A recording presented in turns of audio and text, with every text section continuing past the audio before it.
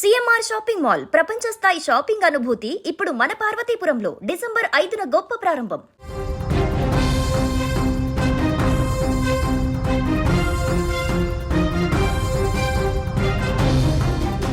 ఏపీలో కూటమి ప్రభుత్వం ప్రజాసేవే ధ్యేయంగా ముందుకు వెళ్తుంది. ఇందులో భాగంగా దివ్యాంగులపైన సీఎం చంద్రబాబు వరాల జల్లు కురిపించారు. ఇంద్రధనస్సు పేరుతో మొత్తం 7 వరాలు ప్రకటించారు చంద్రబాబు.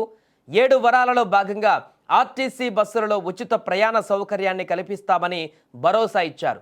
స్థానిక సంస్థలు, కార్పొరేషన్లు, పబ్లిక్ సెక్టార్ ఎంటర్ప్రైజెస్లో కనీసం ఒక దివ్యాంగ ప్రతినిధిని నామినేట్ చేస్తామని వెల్లడించారు.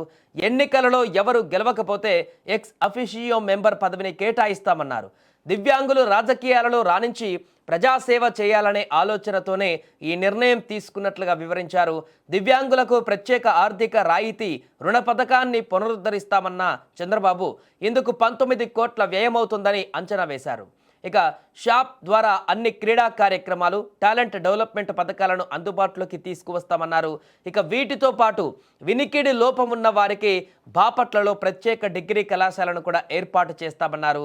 గురుకుల పాఠశాలలు, కళాశాలలు, వసతి గృహాలలో చదివే దివ్యాంగ విద్యార్థులకు అక్కడే సామాజిక భద్రత, పింఛన్లు పంపిణీ చేస్తామని, అన్ని జిల్లాలతో పాటు అమరావతిలో దివ్యాంగులకు ప్రత్యేకంగా దివ్యాంగ భవన్లను కూడా ఏర్పాటు చేస్తామని సీఎం హామీ ఇచ్చారు.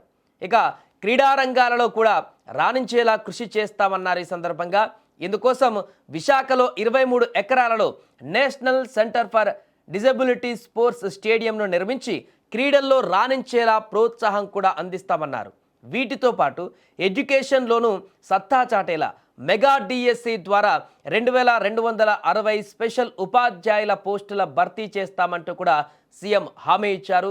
దీంతో ఇప్పుడు ఏపీలో దివ్యాంగులు, అదేవిధంగా మిగతా వారు తీవ్ర ఆనందానికి గురవుతున్నారు.